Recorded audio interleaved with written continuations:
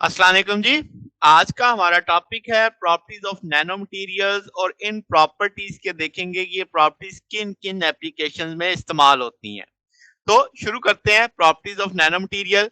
सबसे पहले हम फिजिकल प्रॉपर्टीज की जानिब जाते हैं। इंटर एटॉमिक डिस्टेंस, तो हमें पता चलेगा कि इंटर एटॉमिक डिस्टेंस आपके पास कम हो जाएगा साइज के साथ। मतलब हमने इससे पीछे पढ़ चुके हैं कि जो मटेरियल का साइज है वो रिड्यूस हो जाता है नैनो स्केल पे, ठीक है।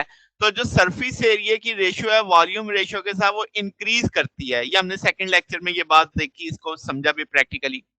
तो जब हम surface of the surface area increase करते हैं तो ज्यादा एटम सरफेस पे आ जाते हैं उन एट की निस्बत जो अंदर वाली साइड पे थे, यानी अगर एक बल्क के लिहाज से वो सरफेस पे ज्यादा आ जाएंगे। तो इसका मतलब जो इंटर एटॉमिक स्पेसिंग है वो कम हो जाएगी साइज के लिहाज से, ठीक है। तो अब आपके पास क्योंकि नैनो आप सोचते ना चीजें छोटी करते जा रहे हैं करती जा रहे हैं, तो जैसे जैसे साइज कम होता जाएगा तो आपके पास जो सरफेस पे आ जाएंगे एटम्स उनकी तादाद ज्यादा हो गई। तो आपके पास जो इंटर एटॉमिक स्पेसिंग होगी वो कम हो जाएगी साइज के लिहाज से। थर्मल प्रॉपर्टीज की बात करें तो आपके पास जो नैनो मटेरियल्स की थर्मल प्रॉपर्टीज हैं वो बल्क के लिहाज से डिफरेंट होती हैं। जैसे फेरो आपके इलेक्ट्रिक फेज ट्रांजिशन टेम्परेचर है वो लोअर हो जाता है नैनो मटेरियल्स के लिए। मिसाल के तौर पे अगर हम नैनो गोल्ड का मेल्टिंग पॉइंट देखें वो तो वो 1200 केल्विन से कम होके 800 केल्विन पे आ जाएगा। तो आपके पास जब हम उसका साइज कितना कम करेंगे 300 एंगस्ट्रॉम से 200 एंगस्ट्रॉम पे लाएंगे, यानी साइज मैंने 100 एंगस्ट्रॉम कम किया, रिड्यूस किया, तो उसका मेल्टिंग पॉइंट 400 केल्विन नीचे चला गया। तो ये थर्मल प्रॉपर्टीज डिफरेंट होंगी हर डिफरेंट मटेरियल के लिए।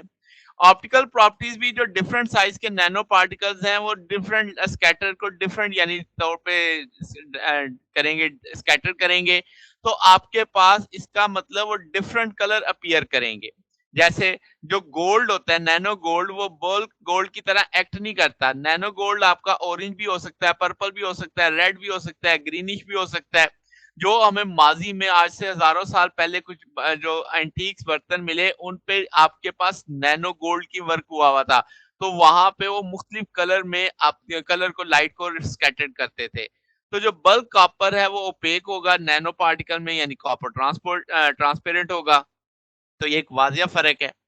फिर मैग्नेटिक प्रॉपर्टीज की बात करें तो जो नैनो मटेरियल्स की मैग्नेटिक प्रॉपर्टीज हैं वो डिफरेंट होंगी बल्क के लिहाज से। कैसे? अगर हम मैग्नेटिक बिहेवियर नैनो का देखना चाहते हैं तो हम सिंगल डोमेन देखेंगे, जबकि बल्क के अंदर तो हम ढेर सारी डोमेन्स का कलेक्टिव बिहेवियर देख रहे होते हैं। तो कोर्सिव वैल्यू जो सिंगल डोमेन की होंगी वो बहुत लार्ज होती हैं। कोर्सिव क्या होता है कि आपने एक चीज को मैग्नेटाइज कर दिया है, अब आपने उसे डीमैग्नेटाइज करने के लिए जो वैल्यू देनी है, करंट देना है, उसकी वैल्यू बहुत ज्यादा है, यानी उसको मुश्किल से डीमैग्नेटाइज किया जाता है, ठीक है। तो आपके पास जैसे हम देखते देखते हैं फेरो, आपके पास कोबाल्ट निकल ये फेरोमैग्नेटिक है बल्क में, और ये आपके पास एग्जिबिट करेंगे सुपर पैरामैग्नेटिज्म, ठीक है, यानी जब वो नैनो पे चले जाएंगे। इसी तरह सोडियम और पोटेशियम है वो पैरामैग्नेटिक है बल्क में, मगर वो फेरोमैग्नेटिक बन जाएंगे जब वो नैनो में आ जाएंगे। तो इसी तरीके से इनकी ये डिफरेंट प्रॉपर्टीज शो कर रहे होते हैं। मैकेनिकल प्रॉपर्टीज की बात करें जैसे हार्डनेस है, टफनेस है, इलास्टिक मॉडुलस है, यंग मॉडुलस है, नैनो मटेरियल्स के ये डिफरेंट होंगे बल्क मटेरियल से। कैसे? अगर हम मेटल और एलॉयज की बात करें तो हार्डनेस और टफनेस इंक्रीज कर जाती है reducing the size of nano particle. जैसे आप इस चार्ट में भी देख सकते हैं कि डक्टिलिटी इंक्रीज कर गई, स्ट्रेंथ इंक्रीज कर गई, toughness, hardness, coefficient of thermal expansion ये सारे इंक्रीज करते हैं। डेंसिटी डिक्रीज करेगी, इलास्टिक मॉडुलस डिक्रीज करेगा, कंडक्टिविटी डिक्रीज करेगी।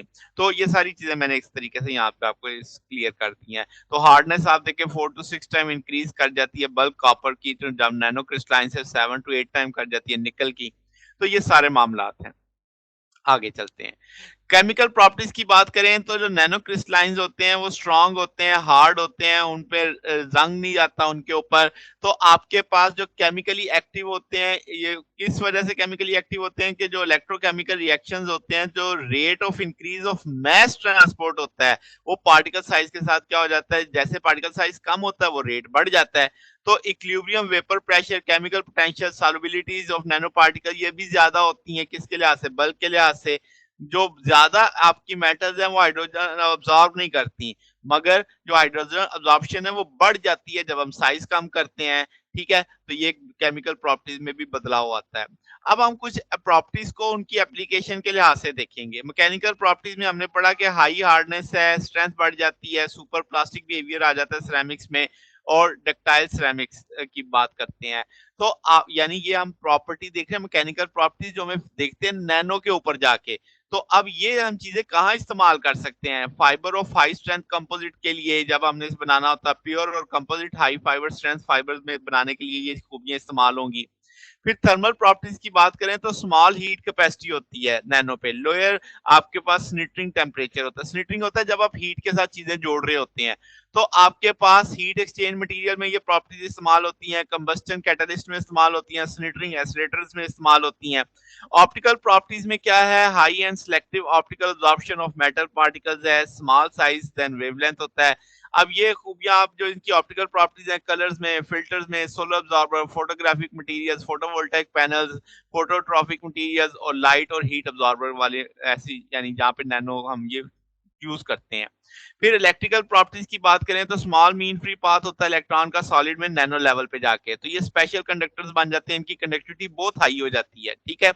फिर आपकी मैग्नेटिक प्रॉपर्टीज़ की बात करें तो जैसे मैंने बताया अभी सिंगल हम मैग्नेटिक डोमेन स्टडी कर रहे होते हैं, जेंट मैग्नेटो रेजिस्टेंस होता है इसका। तो ये हम इसे magnetic recording, high sensitive sensors, read और राइट डिवाइसेस और एंटी लॉक ऑटोमोबाइल डिवाइसेस के अंदर इस्तेमाल करते हैं। तो अब आपने हर प्रॉपर्टी का उसका एक सर्टेन तरीके का इस्तेमाल है वो भी देख लिया। तो ये जनाब हमारा आज का टॉपिक था। अगर आपको इसमें कोई बात पूछनी हो, डाउट हो तो नीचे कमेंट्स में पूछ सकते हैं। वीडियो अच्छी लगी हो तो वीडियो को लाइक कीजिएगा, दोस्तों के साथ शेयर कीजिएगा, चैनल को सब्सक्राइब कर दीजिएगा। अब तक के लिए इतना ही, बाकी इंशाल्लाह फिर नेक्स्ट देखेंगे। ओके, अल्लाह हाफ़िज़।